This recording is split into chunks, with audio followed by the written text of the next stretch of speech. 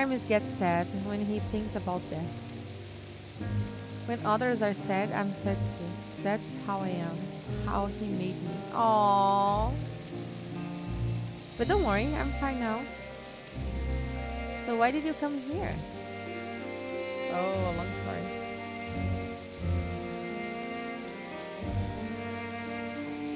I can teach you. Aww. We could take turns. I'll tell you something, then you tell me something. Looks like a boy.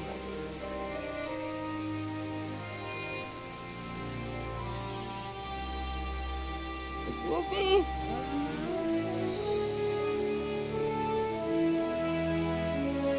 You should be near to that. I haven't explained this time. Alright. She gonna accompany me? Alright. There you go.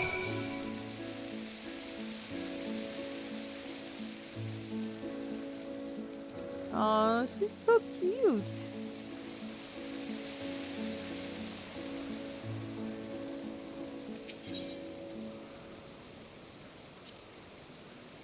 Let's go and talk to Meteion. We should be near it. Oh, that's right. Anyone can use it to teleport anywhere. Well, maybe not anywhere. Not to the ground or other isles. For that, you need teleporters. Oh, and permission. Mm.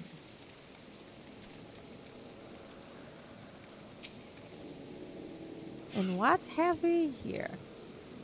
Thought you look like a person. You have the ears and the tail of a beast. I assume you are familiar like Meteion. Is that something you need? This is Hestia. Could you teach her about Elpis? Oh, a newly arrived familiar, is she? Very well. I should be glad to introduce our fair facility to her. As you know, it is Making's duty to make the star a better place. As part of this duty, we employ creation magics to bring forth new life. However, we cannot simply release our works into the world, for it would lead to chaos. No, any and all life forms must undergo extensive testing to determine their fitness to exist. Testing which is conducted here in Elpis. Every candidate is subjected to rigorous study in which we identify their properties, summarize what habitats might be suitable, and speculate as to the effects they may have on the environment and other species. Should it be judged a beneficial addition to the star, it will be allowed to take its place in the world. The two of you, were created with the hope of making the star a better place. So heed your master's will and be good. Do you hear? We will, Manon. We will. Thanks for the lesson. You had a turn? Now I get a turn. Where did you come from?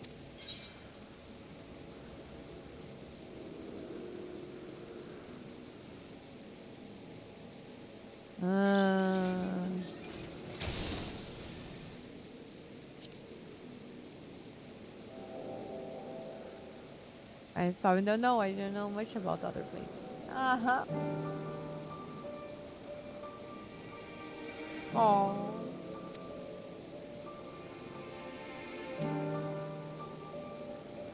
Let's find a creation. One not being watched. Then I will explain my power.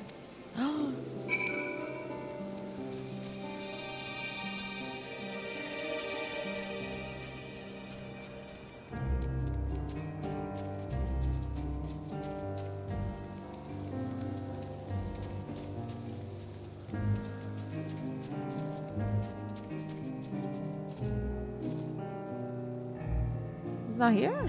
Oh. Motionless bird. Oops.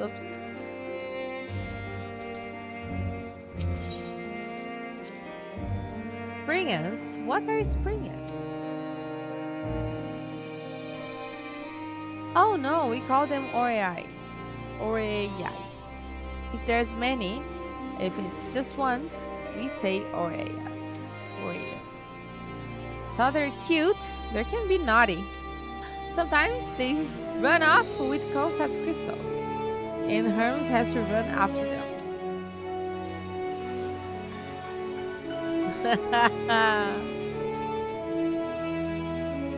Ah, the bird.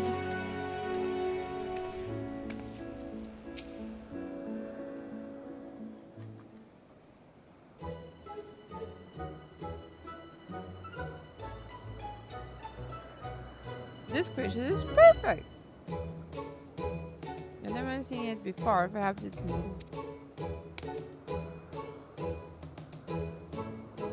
Anyway, I try reading its mind. That's my power.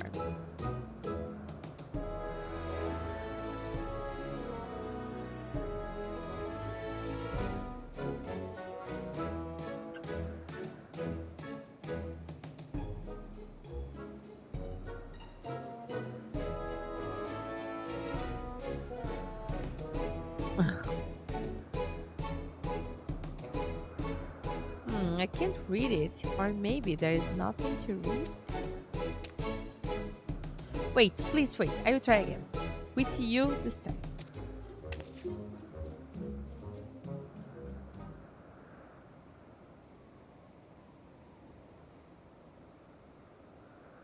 Greetings, can you hear me?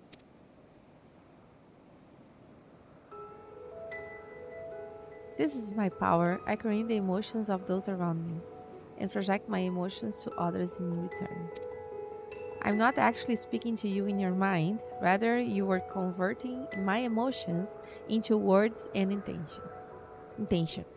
A process performed subconsciously by intelligent life forms.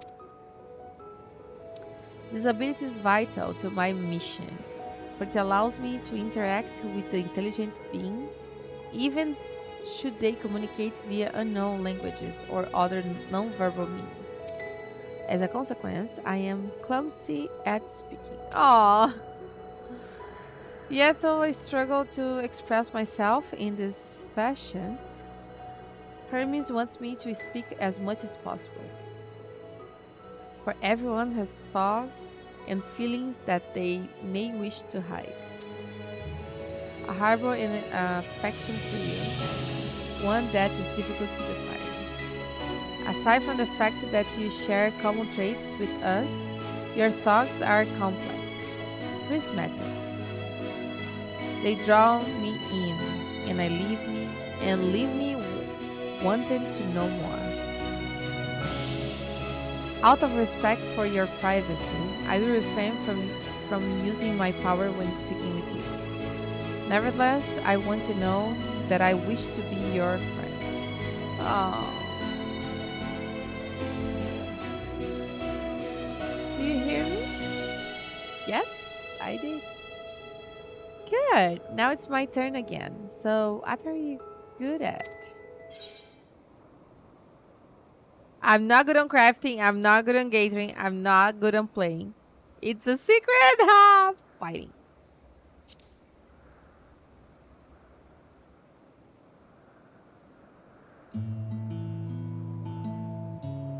I'm strong. I'm strong too. Who doesn't like to fight? Even when creations fight.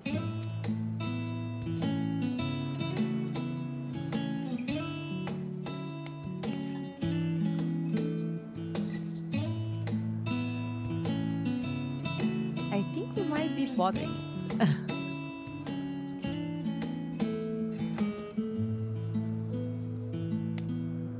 Let's keep going. We'll go and see Elwyn next. She's usually in a small building, one on the west row.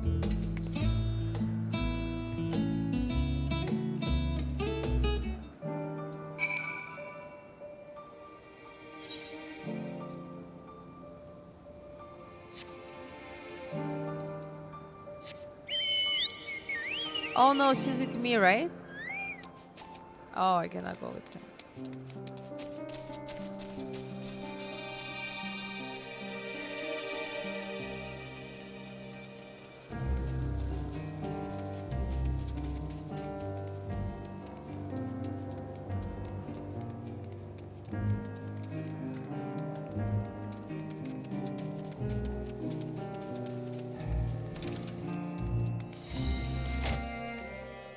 A1P.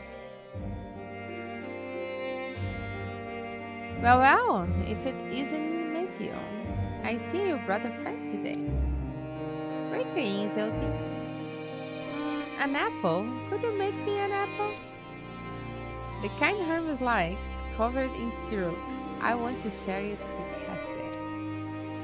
Oh, candied apple? Candied apple? Hermes is certain partial to them. But you know, you can't eat, Meteion. You weren't made to do so. But I like to. Oh, she can eat! What? It may seem that way, but it's due to your ability to share others' feelings. You've taken Hermes' likes for your own. In any case, I can't prepare an apple right now, but I will bring one for Hermes soon, I promise. I'm sorry, Hessie, I wanted to show my favorite thing, that I could ask about yours, but I failed.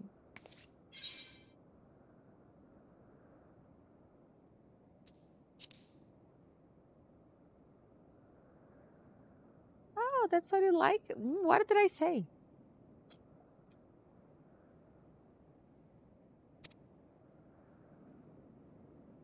Aww. Oh yeah, let's go.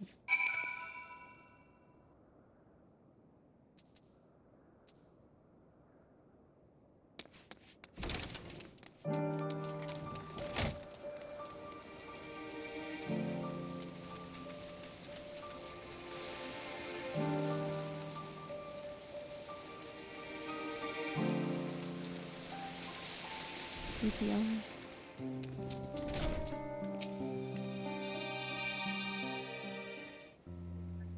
It's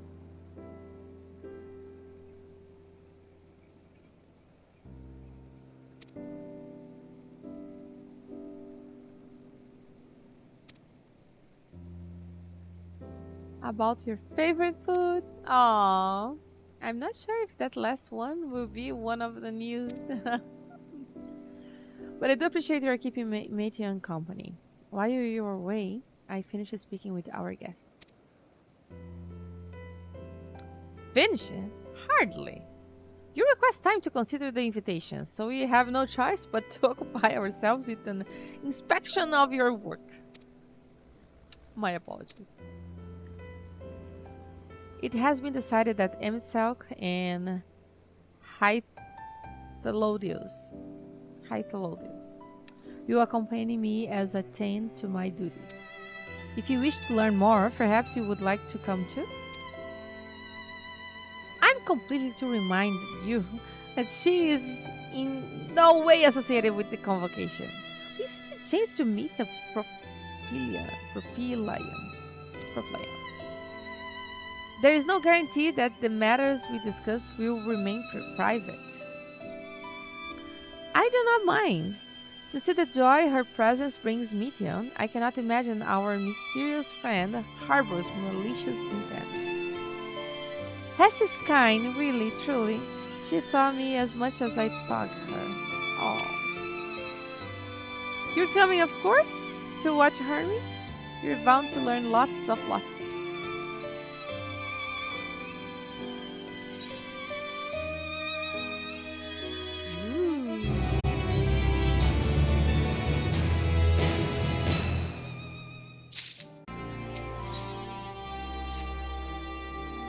If everyone's ready, there is a few creations I need to check on. First, we shall return to the spot where we found our wayward ambistoma. Have care when you step outside the hub, for there may be more unruly creatures about.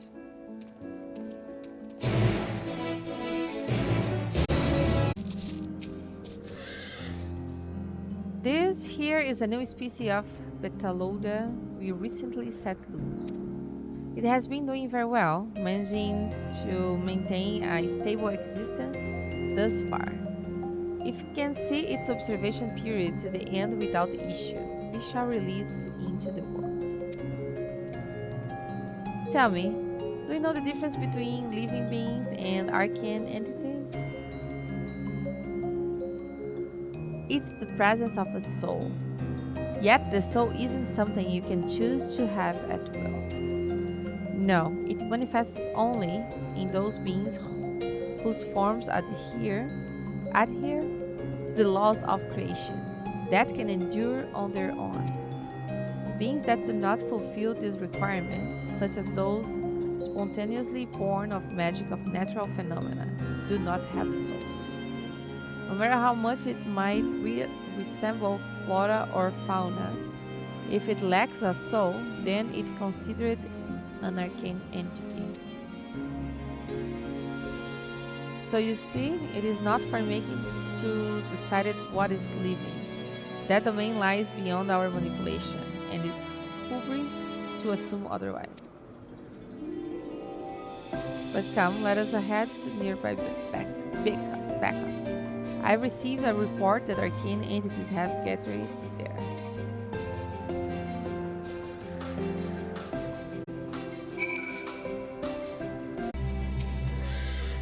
Oh yes, lightning pneuma, just as the report said. Although we call this structure a beacon due its form. It's in fact a magical device. By manipulating the imbalance of elements, it keeps the island airborne and maintains the climate through. In the course of its operation, it often sees an internal shift towards a given element. Right now, that element is lightning, which draws the pneuma here to replenish their aether. It appears Meteion is busy. Would you care to assist me in her stead and feed the pneuma? Alright, sure. Oh, thank you, Maroni. Cheers.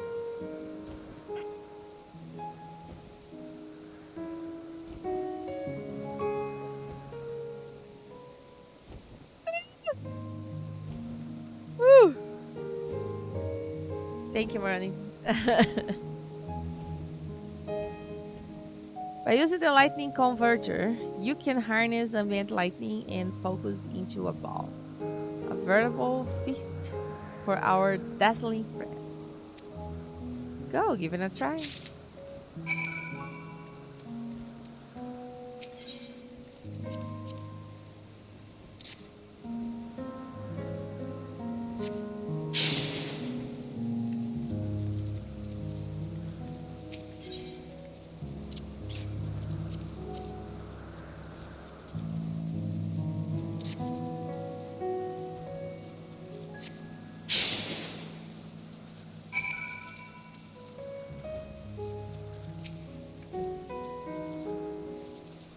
What that means.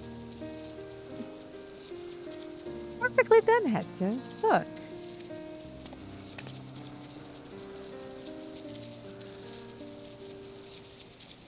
See how they gather to feed?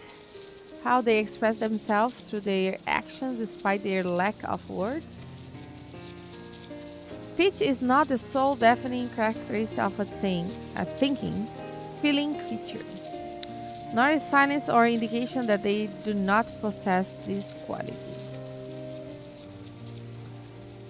Be it a soulless arcane entity such as a pneuma or an ephemeral life form such as a petaloda, all seek to perpetuate their existence to survive.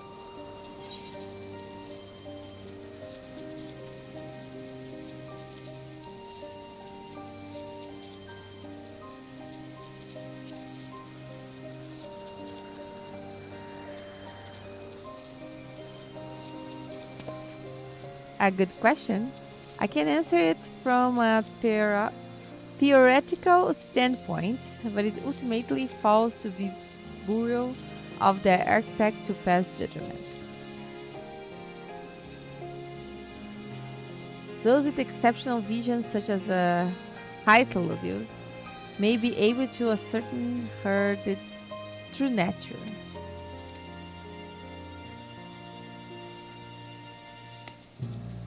Oh, you're finished already? I'm sorry, I was in the way. Not to worry, my dear. They miss nothing of note. And we still have plenty of work for them to observe. Next, we will head east to the Montandu. I need to speak with someone who observes there.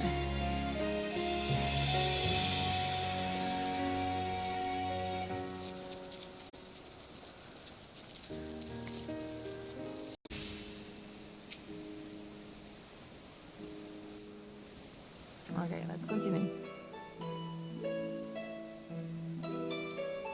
I'm gonna skip the ones that I already read. Amazing, is it not?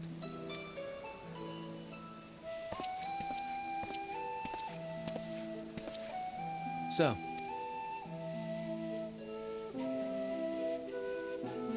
Flower. The flower, Hestia.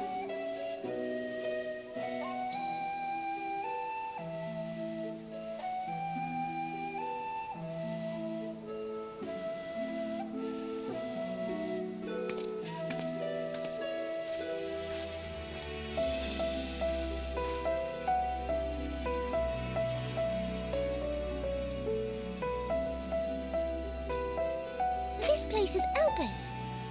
Those flowers. Elpis. Entelekis. Like me. Enteleki.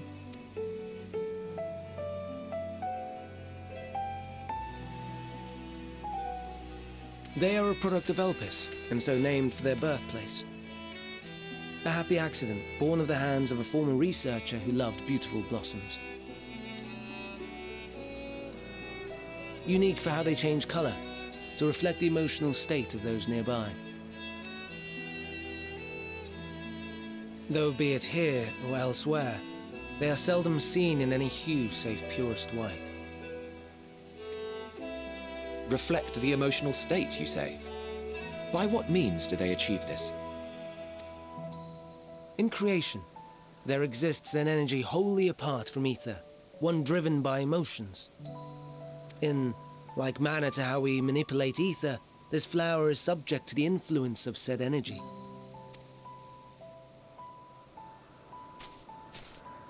While it has no will of its own, it is sensitive to the prevailing emotion in the vicinity, and reacts by altering its color and vibrancy.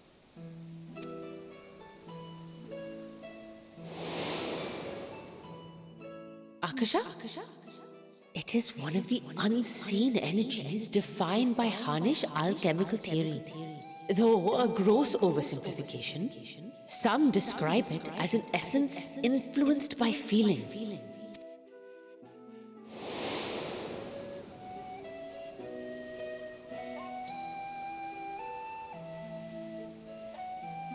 Akasha.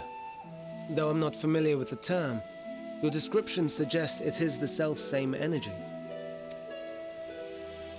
Dynamis, we call it. Dynamis. And those entities like the Elpis flower that have the ability to interact with this energy, converting emotions into tangible phenomena, are Antelekis. That's me! That's me! An Enteleki! That you are, my dear. And no ordinary one at that, but the first possessed of free will.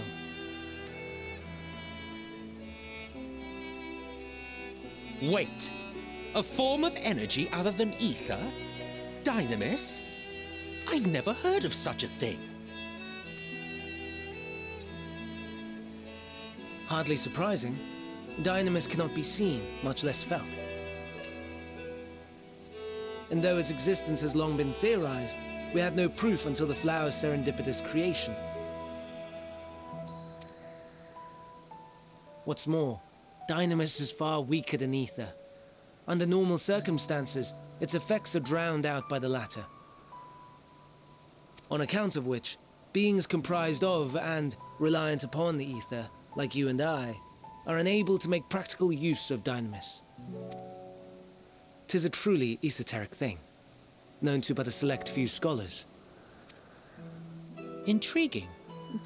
Then, given the limitations you described, why create Meteion?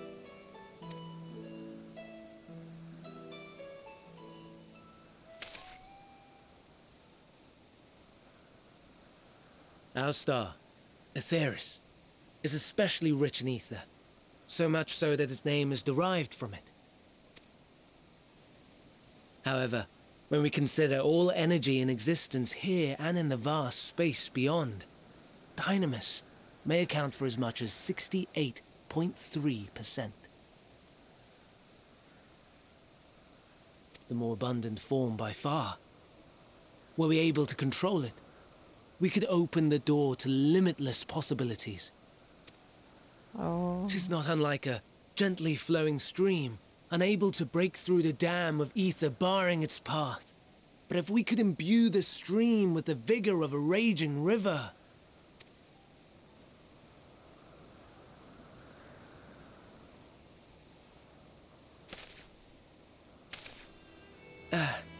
Not that I have such grand ambitions. Nay, I merely wish to create a being that could traverse the great expanse.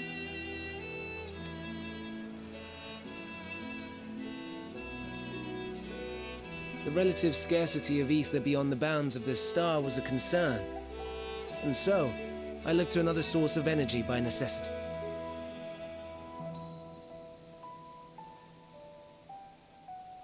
That being Dynamis. No wonder her ether is so thin. Precisely.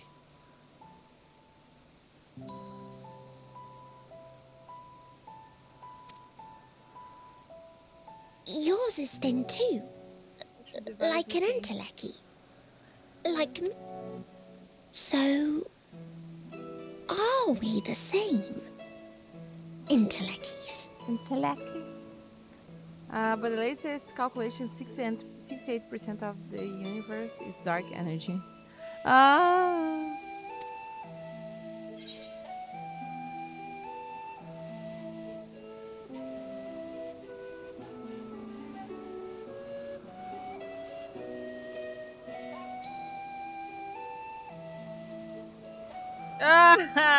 If I'm thin, it's because Selk didn't do a proper job.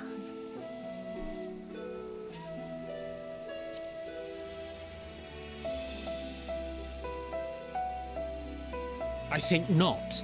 Your nature remains a mystery, but ere I reinforced you, you appeared to be little more than a common familiar, and a faded one at that. A deficit of ether alone does not an entelechy make. It would, however, make it easier for you to interact with Dynamis. And limited though its influence may be, this quality could prove the difference between victory and defeat. You do well not to underestimate it.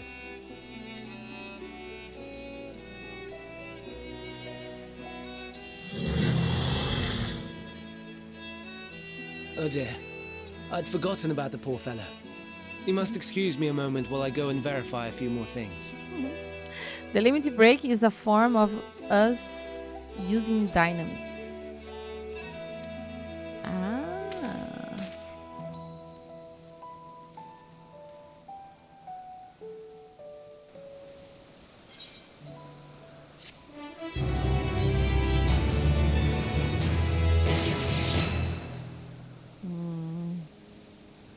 Also, Dynamis and Akasha are the same thing. I see. Never before had I heard of Dynamis or Entelechis. I can only assume the Elpis flower was submitted to a burial before I joined.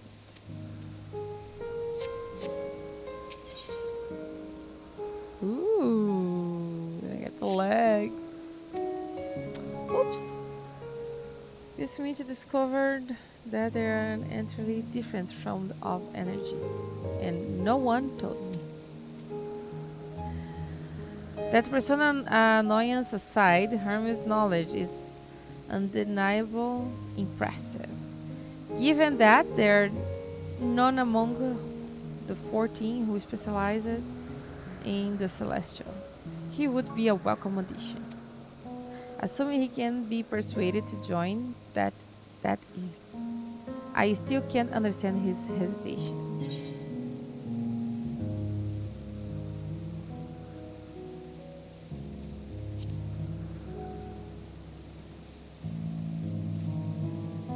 Oh, you wish to know why Emselk was chosen for the convocation? I should be glad to share that tale. It began when... Not another word. Lest you've forgotten we're to learn about Hermes, not me. My misspent youth is not your concern.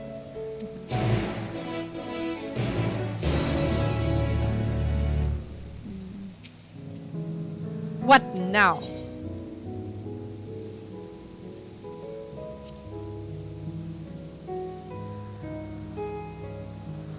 If you would accompany us, I suppose you should at least know that much. The Convocation of 14 is governing body that determines merit policies. Our goal is to ensure that all is right in creation, that our star may know a brighter future. As the name suggests, the Council is comprised of 14 officers, each of which is held by an individual chosen for their surpassing abilities. Depending on the office, one is required to either be an authority in a certain field or possess skills that would facilitate the performance of their stipulated duties. The following category includes Meteion, specialist in aquatic life, Longreef, specialist in terrestrial life, and husbandry. Hammerald, specialist in fungal and plant life. Emerald, specialist in medicine and healing. And Lahabrea, specialist in creation magics, who has brought 4 phantom beings of the highest complexity. As for the latter category, there is an Ultima, advocate of the arts, Igiorum, champion of the enlightenment and rhetoric, Pastorate, preserver of discipline and order, Emsal, keeper of the ethereal realm or underworld in the vernacular, Fandaniel, pursuer of the extant phenomena, and Azan, traveler of the world and counselor to the people. What? Should I be revealing such details to you? Don't be silly. Even children know this much. And it would do well to remember it all. All by heart? No. Gotcha. Thank you, Marnie. My apologies for the wait. I have inspected the Ampellos to my satisfaction. All is well with the creature, and I dare say it won't be long ere it is released into the world. Another creation, however, reportedly isn't faring so well. The Charybdis. That's what we shall tend to next. If you would follow me, my friends, we shall return to the main isle and head north.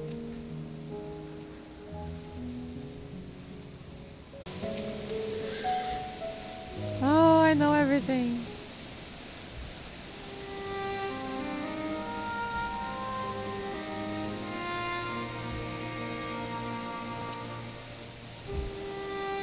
I understand there is a problem with one of the Charybdis. Yes, that's right. As you know, the Charybdis is based on a sea creature, owing to the adjustments to enhance its affinity to wind. It is capable of flight.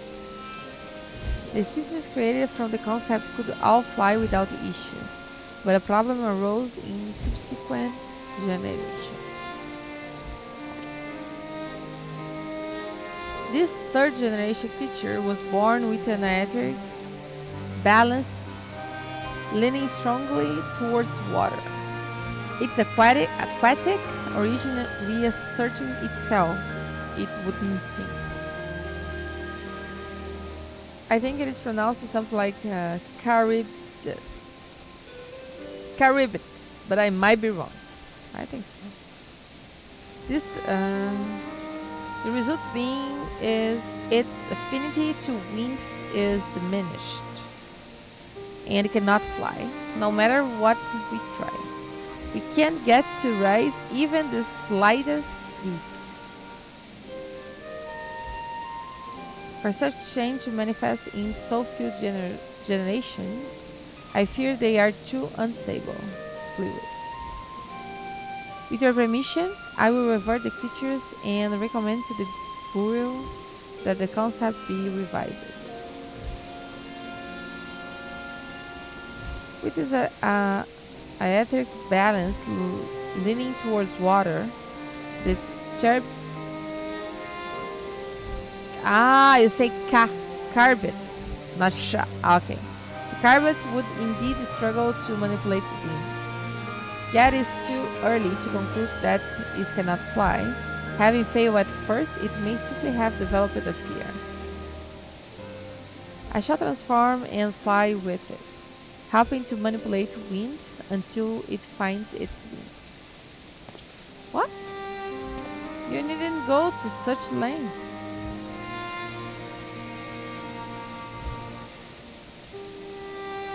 You don't know? But of course not. Transformation is an art in which one manipulates a vast quantity of aether to construct another body around oneself. In practice, this allows one to assume any conceivable form and thereby transcend the limits of one's flesh. Yet convenient though it may be, transforming in the presence of others is considered vainglorious in the extreme, as uncouth and unseemly as running about robless. Shameful. You might understand you make a habit of this? Nothing of the sort. It's just that when transformed, I can wield the wind and fly. It may seem excessive, but what is our shame next to the lives of these creatures? They deserve a chance, and we own it to them to all in our power. Be that as it may, space. Which is funny, as when you fight Meteion as Hades, he transforms. That's true.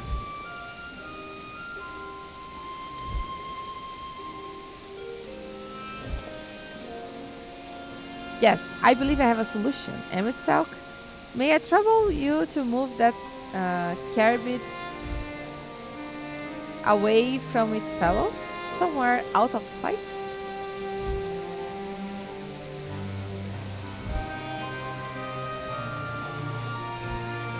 Meanwhile, I'd like the rest of you to help me prepare here. What mischief are you scheming of? No mischief, I assure you. I would but spare you the need to report to your colleagues that Hermes committed an indiscretion. So have a little faith and run along.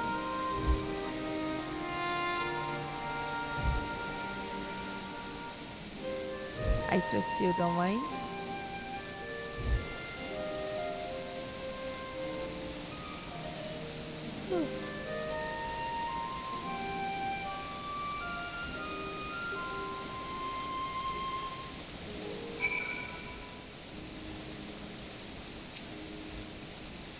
Himself is out of sight.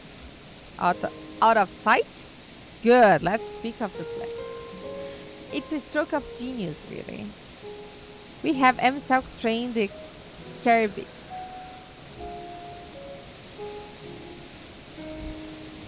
Aside from being able to fly untransformed, he can readily see aether currents.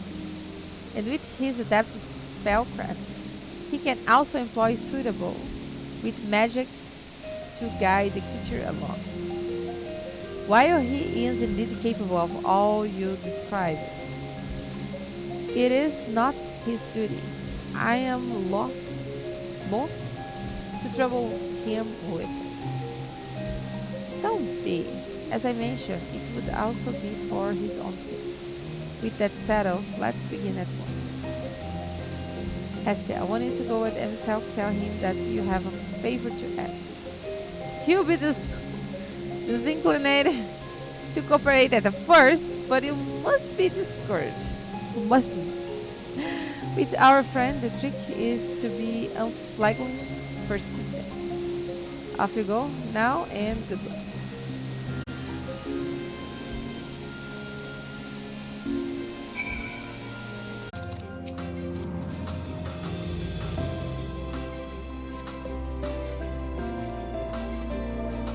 I have a favor to ask.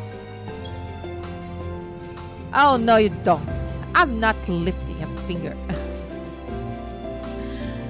I don't know what Hythologius is up to, and I will not be made to know. I refuse.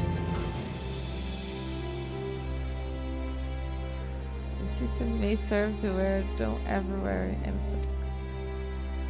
Please. Please. Oh.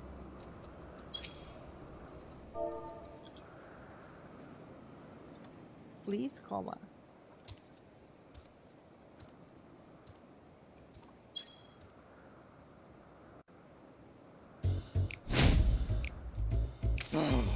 No, no, no. You are not foisting this nonsense on me.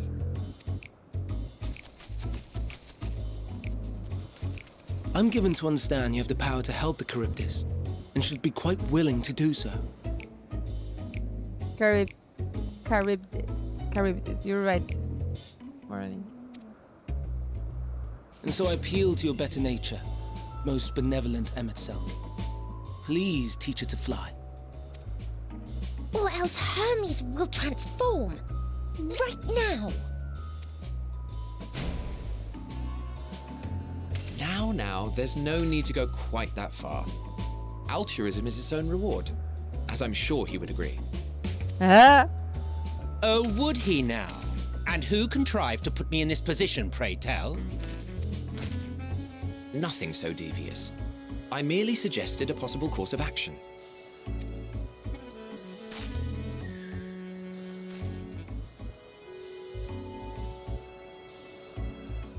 Please, Emmett Sulk. Please.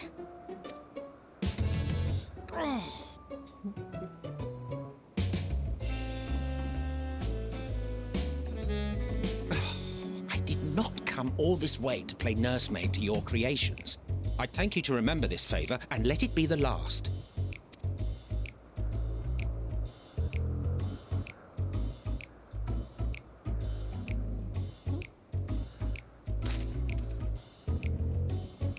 Ah!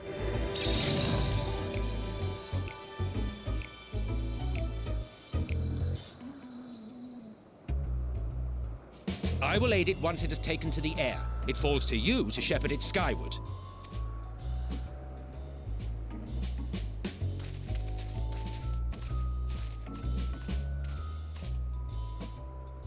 Well, let's relax and enjoy the spectacle, shall we?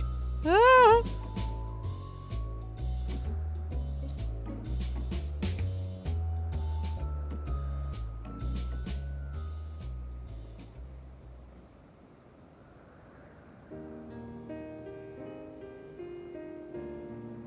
You were wondering why Emmett Selk joined the Convocation. Truth be told, he wasn't the first choice for the office. I was, on the strength of my ability to see ether. But I declined the offer. For though my vision is exceptional, I am pedestrian in all other aspects. Worse even, quite a abysmal when it comes to manipulating ether, for example. Couldn't transform even if I had a mind to do so. What good is the ability to perceive a problem if one cannot act to address it? Emmett Selk has no such shortcomings. He excels in vision and manipulation both, the latter to an extraordinary degree. If there is a mage more powerful, I do not know of them.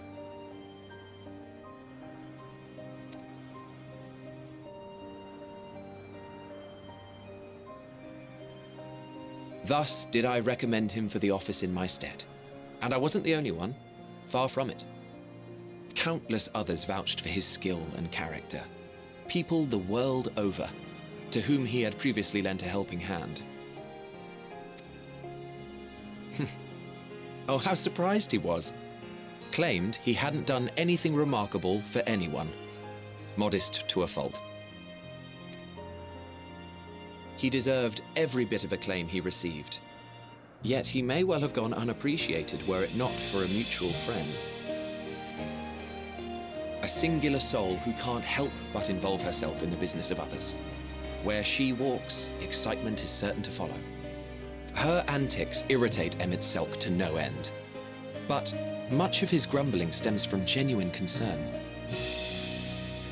When our friend calls, he never fails to answer and lend his talents.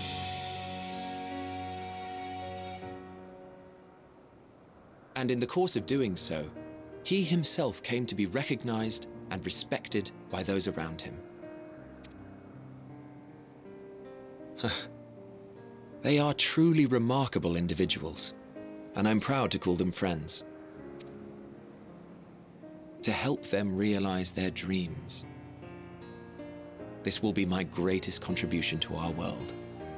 And when they have fulfilled their respective purposes,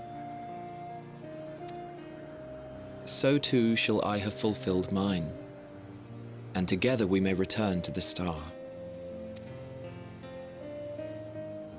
Look at me, spilling my innermost secrets. I can't seem to help it with you. I can only assume it is due to the color of your soul. I just don't understand how you can be so alike and yet so different. Well done, my pet. Well done!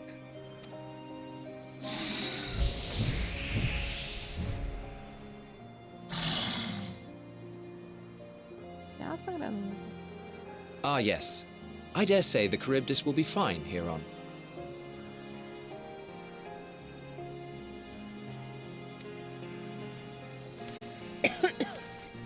Why don't you go and signal to Emmett Selk? Let him know that his arduous task is at an end.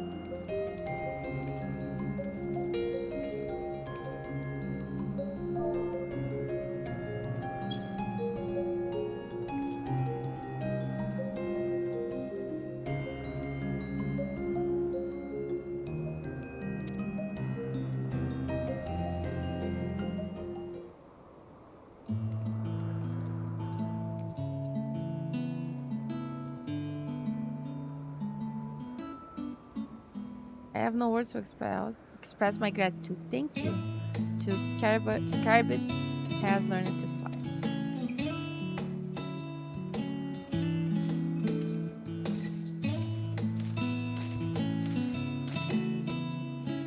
And Hessia and I could relax and have a pleasant chat. I'm sure you did. The creature needs some small assistance at first, but soon it was flying more or less on its own. I doubt you need to repeat the lesson. That was truly impressive.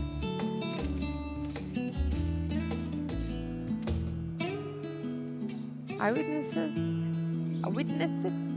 it all from afar. The Charybdis flies. Indeed, with this, we've proven that even a creature with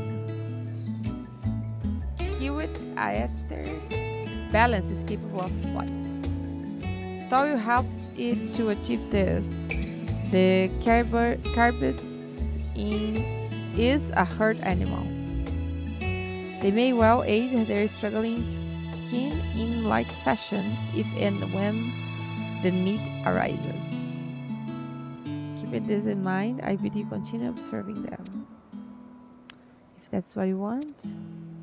But if I may say so, rather than hoping an idealistic possibility comes to pass, would not be simpler to have the concept adjusted?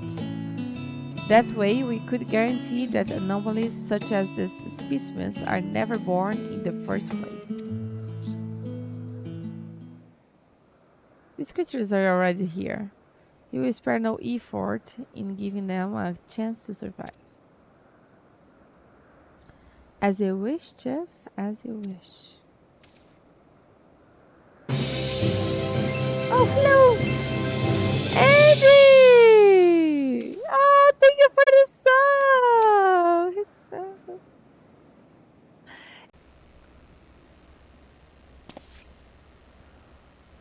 Yay, Happy New Year. It was nice, and yes, I did. Oh my gosh. I got some feels after this. Oh! Well, that concludes all of my present tasks. Let us return the Anagrisis for now.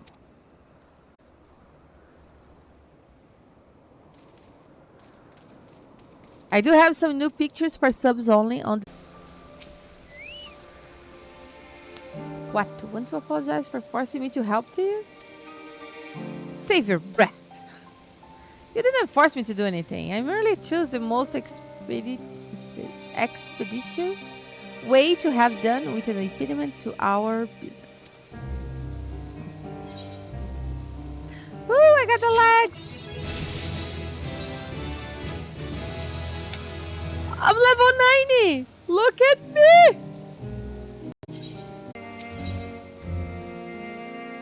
Ooh, we're gonna get the boots! The boots! Hi, Shan. Tell me, Hestia, in the course of watching me, have you learned out of value? Nothing so far, but I hope that will change.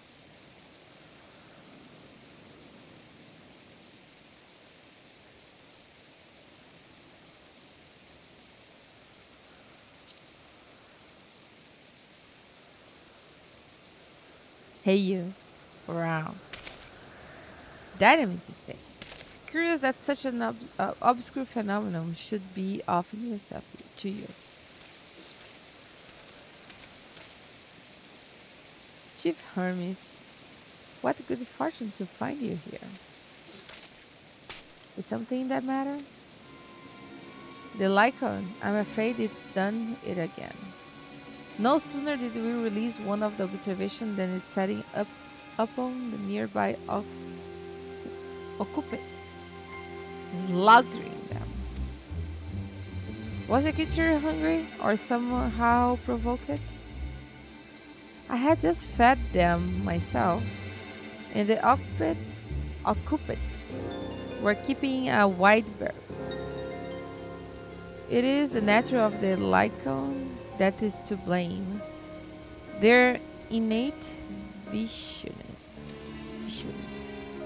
Temperament aside, it is an outstanding creation, perfect in form and function. Though it may not be suited for release, I have no doubt that the Bureau will accept its concept for prevention. In any case, there is no point in postponing the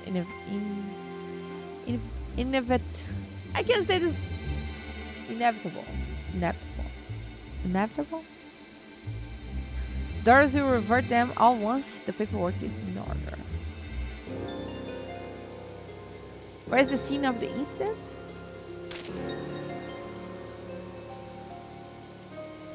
Just off the path, the 12 Wonders. As you make your way, you should see on the left. I don't know if Doros is still there, however.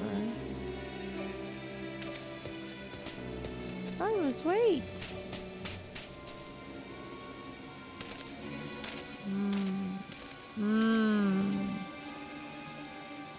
If this is part of his work, then I would observe. We follow.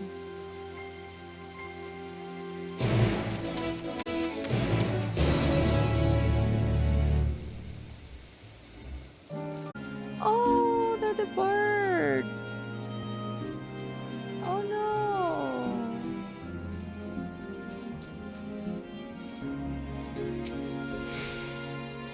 The liquefaction and burns are unmistakable. Our Lycaon was indeed responsible. But the creature is nowhere to be seen. Doros must have taken it away. The man makes his base at the 12 Wonders. I shall go and seek him out there. Emetselk and I will search there for good measure, just to make sure the Lycaon did not escape. My thanks. Let us meet at the 12 Wonders when you have finished. I will go ahead. Please follow with me.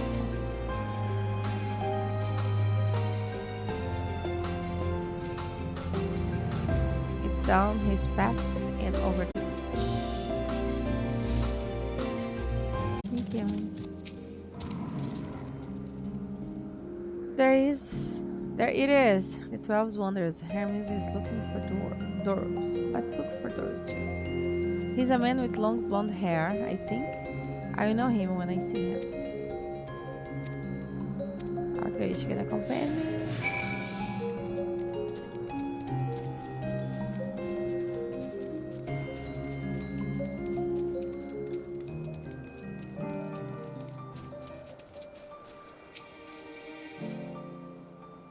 If you're with me, then I assume you're an errand of Hermes. What can I do for you? Sorry, one person. I went for Doros. Similar hair, so people often mistake us for Bar. I hope you'll find him soon. Alright.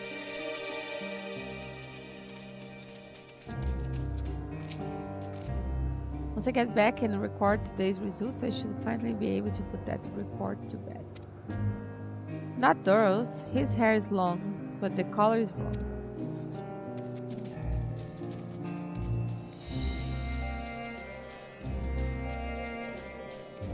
Blonde-haired man.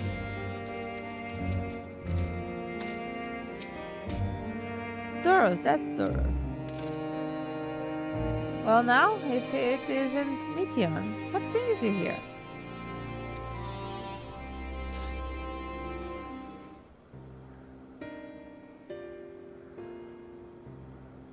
Oh, I thought I heard familiar voices. I didn't realize you two had decided to help me search for Doros. Thank you. You're in charge of the Lycaons, I believe. Where are they now? Out in the fields in the restaurants. Frenzied as they were, I couldn't well return them to Charybdis. Once I've submitted my report, I will see them reverted without delay. It's as he says, the beasts are indeed quite furious. You're one of the 14? Why brings you here? Nothing you need to concern yourself with, as you were. You hear the news that the Lycaon slaughter occupants. As observer in charge, you are of the opinion that they are not fit to be released. I am. The abnormal aggression and exceptional strength makes for a highly problematic combination. It matters not where they are released. Lycans would threaten other species and upset the natural order. Could it be that specimens observed are an outlier? Highly unlikely. You created a good many of them, all exhibit the same tendencies. Even when you use Kairos to being with a fresh slate, their behavior was unchanged. Kairos. A memory reconfiguration system. The chief himself created. It allows us to erase or alter memories that we may observe creations in different environmental conditions without needing to remake them from scratch. Quite impressive and potentially dangerous. Depending on the intensity of the ionic emissions, Pastorot may wish to have words with you. Rest assured, I've kept all values within prescribed limits. And to prevent misuse, its applications are limited to those authorized by the Chief Overseer. Do not misunderstand. To manipulate the subject memory is an intrusive act I deeply abhor, but is still preferable to execution. Come now, Chief, let's not be so melodramatic. What was born of Aether is simply being reduced to its original state. I know the distinctions concern you, but we must lose sight of the bigger picture. Make a rational... oh my goodness.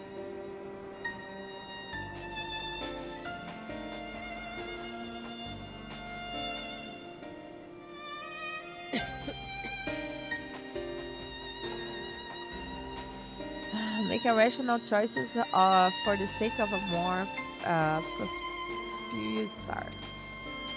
If a creature cannot be properly studied, even with the aid of Kairos, we will make it. If a creation is demanded at detrimental existence, we unmake it. This all for the greatest good, and none question the necessity of such routine process. I understand these things, I do. I would never think to unleash a clear and undeniable threat unto the world. Yet, insignificant though their individual lives may be next to all creation.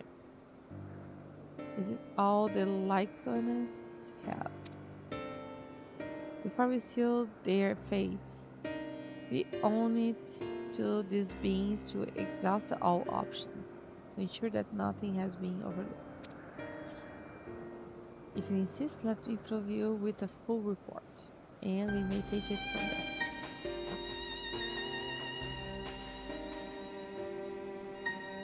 Would it be possible for us to attend the discussion? The emissary may better carry out his duties. By all means, pray show them to the meeting room.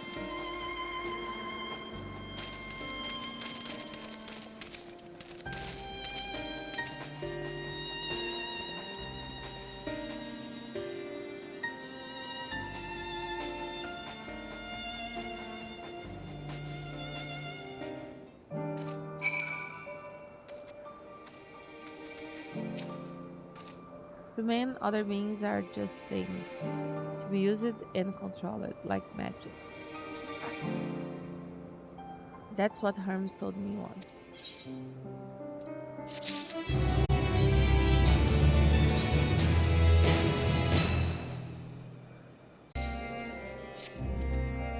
I fear the discussions may take a while, during which time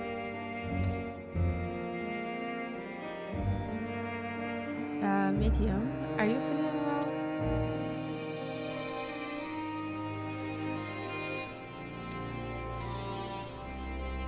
I want to go to the meeting. I will stay with Hester. Although I am to impose, may I leave Meteion in your care again?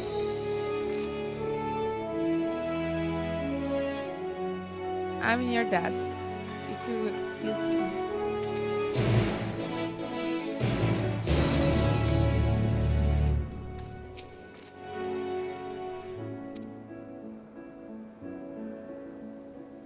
Ah, with a flower.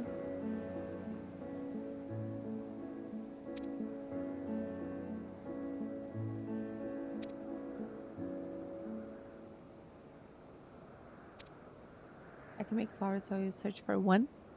And I want you to search with me. Let's go.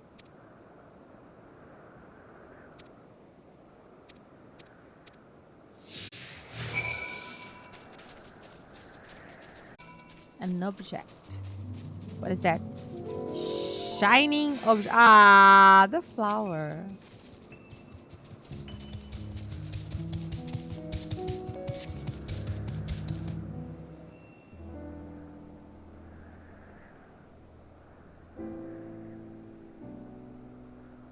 They're here too. Harms likes and dislikes them at the same time.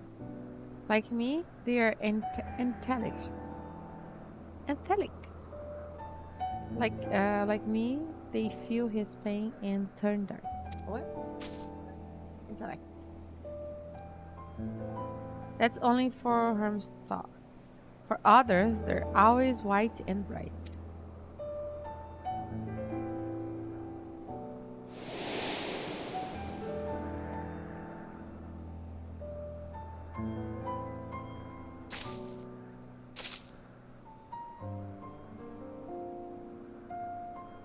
Truly, the flower was dark in your home?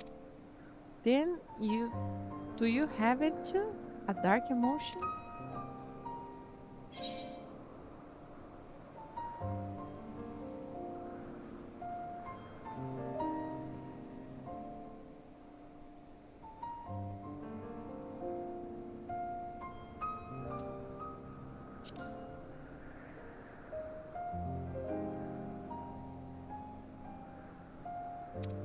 Emily has known the same, the feeling that a part of you is gone, again and again, but no one noticed. Please, Hestia, won't you lend it to me, your pain and sorrow? I want you to make the flower dark in front of Hermes. He has been a dark place since before he created me. He needs to know that he isn't there alone, that others are sad too. Oh, truly you did it, of course.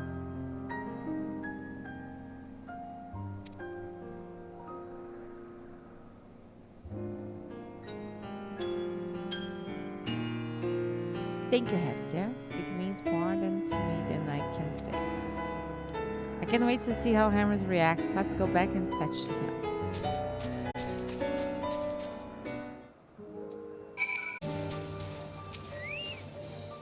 It seems they're still talking. Let's wait until they finish.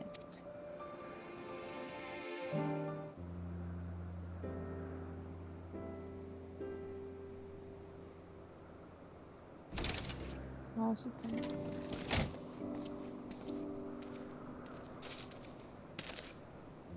Hermes! No.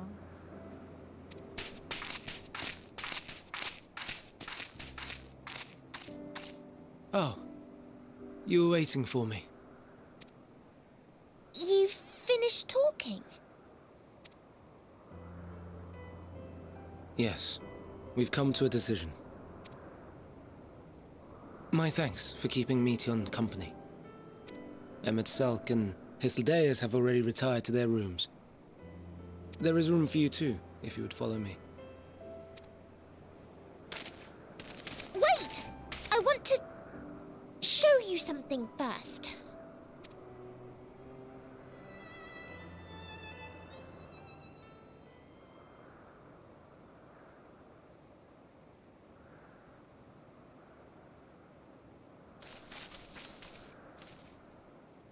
Elpis flowers?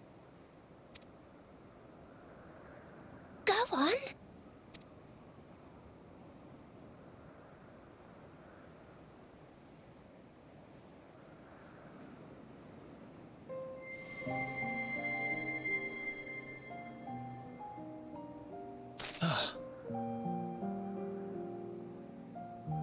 You're not the only one, Hermes. Others feel sad too. You're not alone.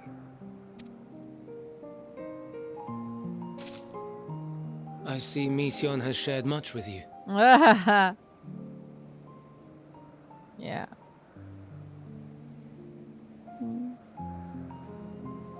In that moment, Hermes learns others have depression too. Yes.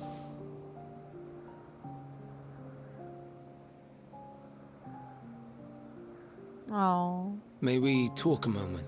Oh.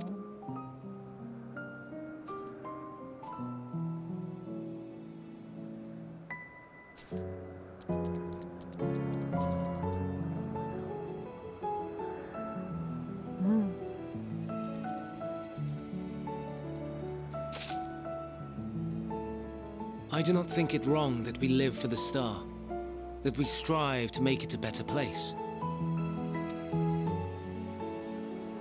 And yet, in carrying out my duties here, there are times when I am plagued by doubt. Do you recall what Hythlodaeus said when we first spoke of my nomination?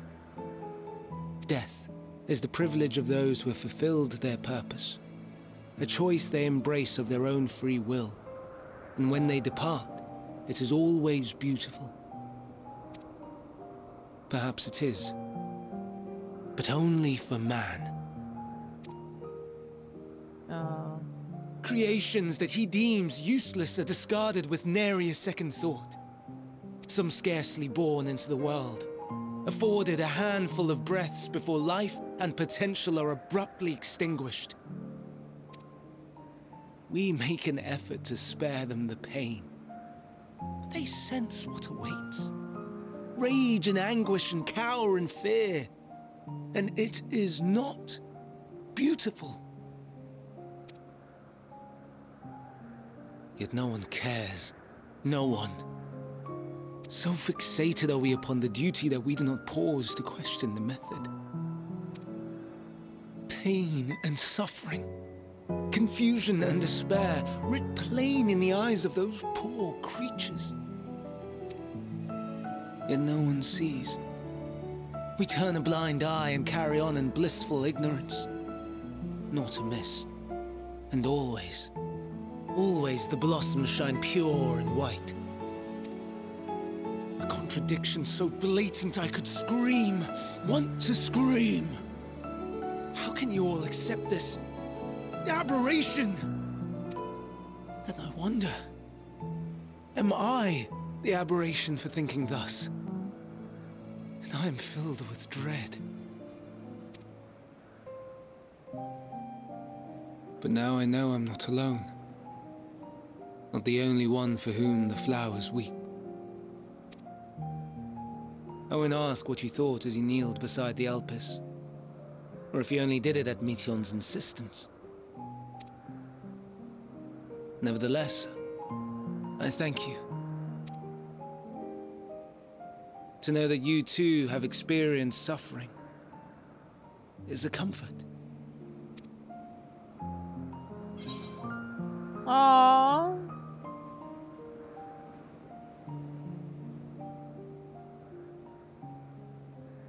I can tell you all about suffering.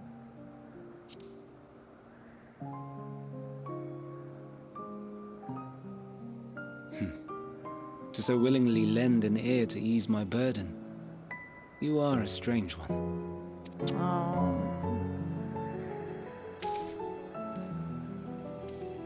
The stars in the heavens. Know you what they are?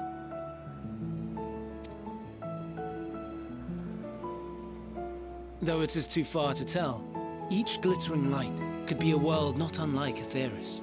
A world filled with life. So many stars, so many lives. For us, there may be no higher purpose than to live for our world. But what of the other living beings out there? What is it that gives their lives meaning? That drives them day after day after day? To pose that question to our undiscovered cousins, I created beings of Dynamis, who can traverse the vast emptiness between the stars. Meteion and her sisters.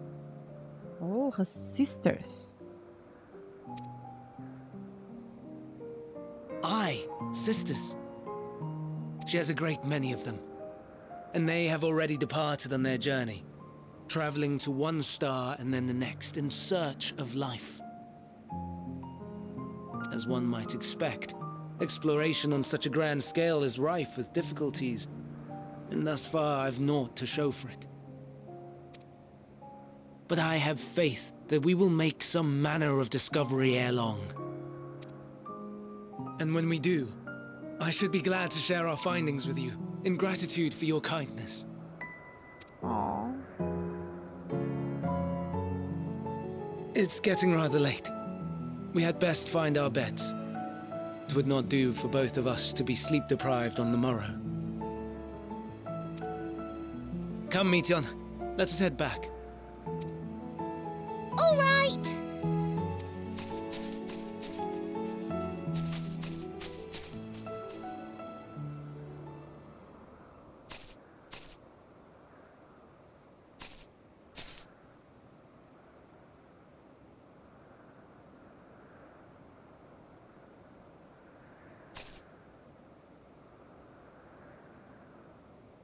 What was that?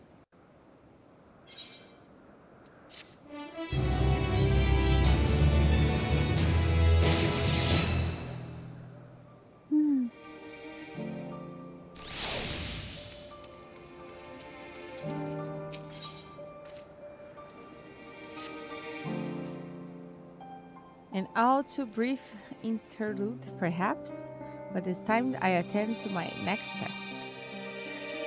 As Emmet Selk and Hytheldeus are aware, we reached a verdict regarding the fate of the Lyconians. 7 were created for observation, and all 7 must be unmade. Thor has followed the correct protocols, and as chief overseer, I can find no fault in his judgment. The Lycos would disrupt the natural order, ravaging and consuming other species until they themselves starve and perish. They cannot be released into the wild, and they cannot be allowed to remain here in Elpis. I intend to petition the Bureau of the Architect to have the concept preserved as a restricted purpose hazardous life form. Hytheldeus has pledged to support me in this endeavor. Yet, whatever the Bureau decides, the extinguished Lyconians have served their purpose.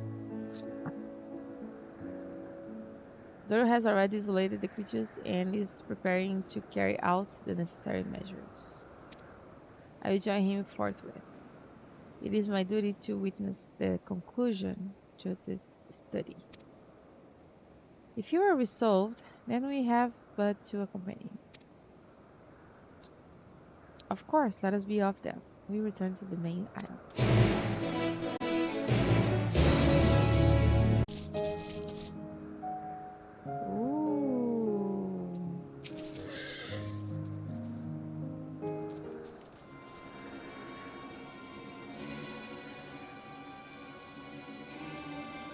Doris, are you hurt? What happened here?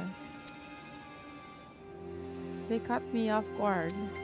I had them bound with azure shackles, but they became frenzied, even more so than usual, and broke free. I was able to stop 4. The other 3 escaped.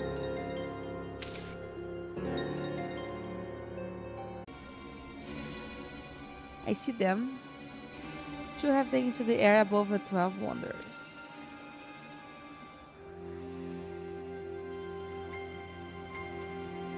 The last is up ahead, lurking in the fields.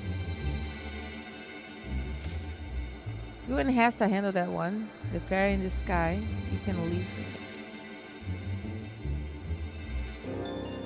If If this is how it must end, then so be it. Are you render assistant to Selk? Unneeded it is.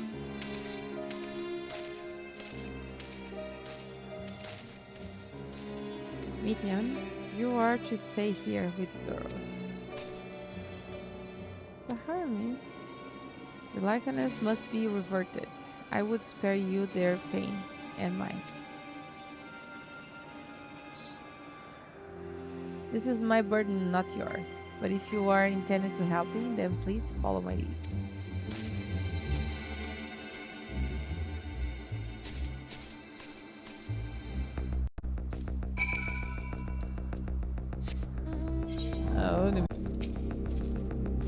I appreciate your help, and I lament that it's necessary. There it is, our quarry. Within striking distance at present, but if it feels threatened, it may well flee beyond our reach. Here's my plan. You will approach slowly, in full view, and draw the Lycan's attention. Now I warn you, its abilities are very as its temperament. Once it spots you, it will unleash orbs of flame. But fear not. By my measure, you were more than equal to the task. Withstand the onslaught. What is this? For a few brief moments, and that will give me time to catch it unlocked. Ready? Let's go. Okay. Oh no, can I use my chocobo? I think I can, right? Just in case it's my gear is not working.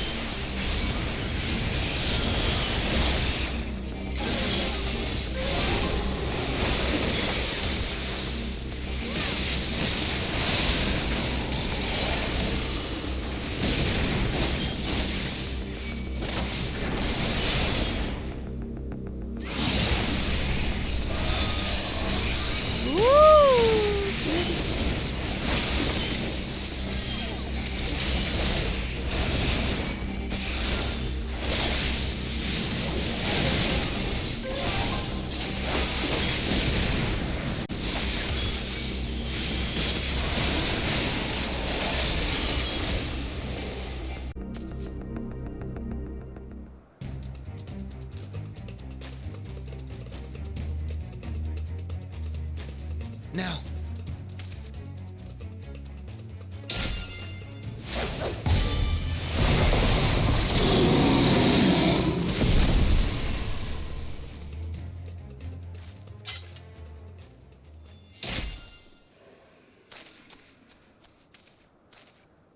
Oh.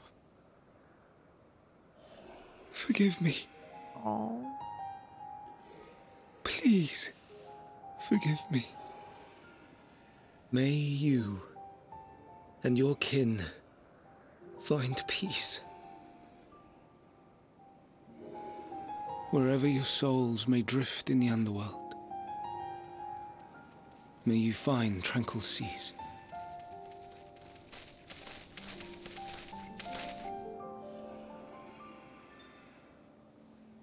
Be not forgotten, in concept endure, to reclaim form and one day live again.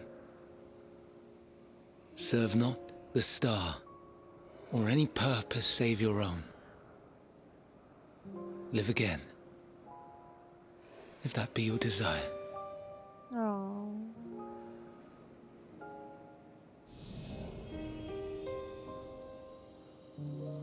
Hate, if that be your want. We are worthy. But leave your suffering behind. Lay down your burdens, be born anew. Fly high, fly free.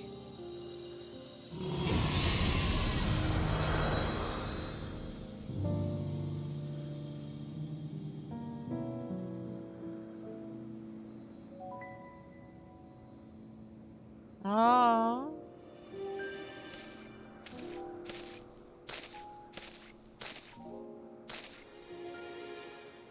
Join the Convocation, Hermes.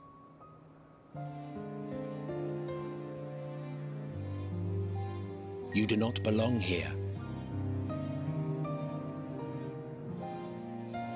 Leave to replace another. To be replaced. It changes nothing.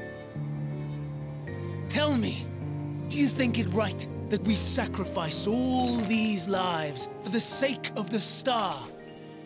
And when the star has reached perfection, what then? If all who are satisfied choose to die, shall we all die in satisfaction?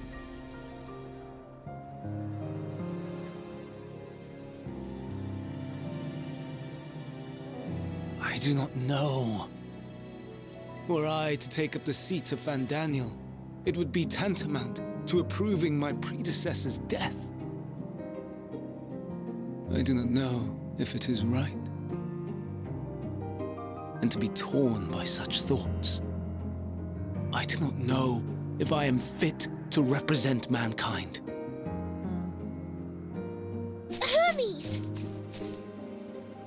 Please don't be angry. It hurts so. Aww. Forgive me.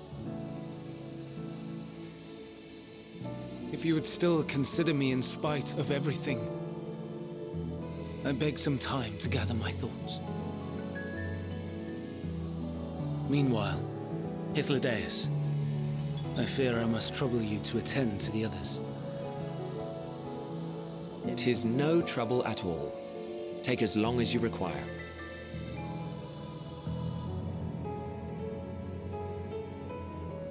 And you, my friend, I pray you find that which you seek. Ah.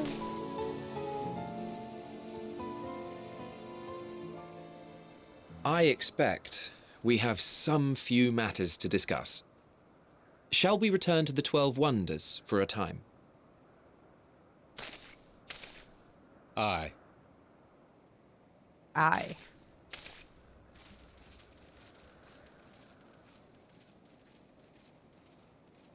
Yay, you made it back. Happy spaghetti. Happy spaghetti! How's it going? Hello. How are you? Welcome to the stream. I'm doing good. Thank you. Thank you for asking. How about you?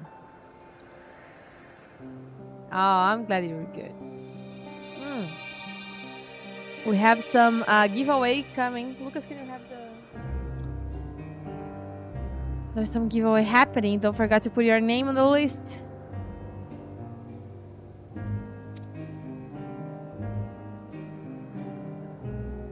Thank you, Lucas. The incident is resolved and life in Elpis continues as normal, or ends, as the case may be. Rationally speaking, I understand Harm's argument. No matter how well deserved the rest, there is a pang of sadness when a colleague leaves us. Yet never as a departure caused me such grief as Hermes appears to feel. What must be like to experience such tournament? Happy spaghetti is now in the giveaway list. Good job, Happy Spaghetti. Thank you.